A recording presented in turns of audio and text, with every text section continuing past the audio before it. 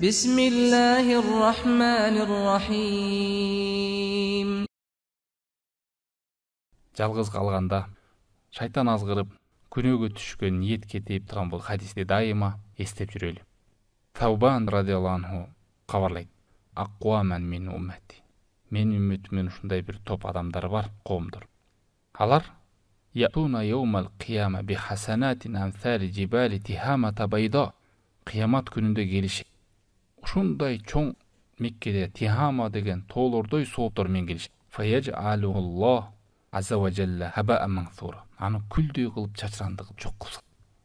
Ушундай чоң сооптор менен келип, соопутор жок болуп кетишке эмне себеп болду экен? Коля Саубан. Саубан деген сахаба айтып атат: О Аллахтын элчиси, сифхум лана.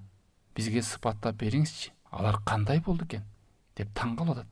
Ушундай тоодой болгон сооптор менен келип, сооптору жок болуп, күлдөй айланып кетип атса. Бизге сыпаттап бериңиз. Биз ошолордой болуп калбайлы. Биз сезбей калбайлы өзүбүздү деп сурап пайгамбар саллаллаху алейхи ама иннахум ихванукум. Алар силердин бир тууганыңар эле, ишман мусулман эле.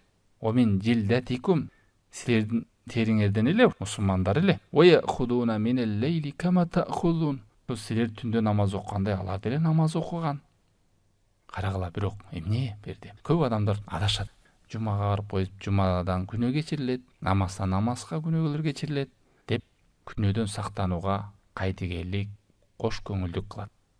Күнөө кечирилет деген адам бушайман болуп, ошону атайлап кылбастан, ошого жеңил карабастан пенделик кылып кылган. Анан атайлап кыла берсе, бул жүрөктүн мерестиги катуулугунан кабар берет. Эми караңыздар бул жерде хадис булай. Мусулмандардан намазы бар, жөнөкөй намаз эмес, түндө да намазы бар. Бирок ушундай сооптор, тоодой сооптун жок болуп кетишине эмне себепкер болду экен? Валакиннахум куамун ида халау би махаримилла интахакуха. Бирок алар ушундай коомдор, алар жалгыз калганда Аллах тарамдын арам деген нерселерин кылып коюшу берет дейт. Адамдардын көзүнө жакшы, бирок жалгыз калганда Аллах менен согушкандар.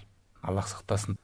Жалгыз калганда кылган күнөөлөр, жанагындай бузуктуу кинолорду көрүп, ачынган чечингендерди көрүп, адамдардан жашырынып, билинбей жанагындай күнөөлөрдү жасап, жашырын жалгыз калганда Аллахтын тыйган нерселерди жасап жүрөт, маани бербей.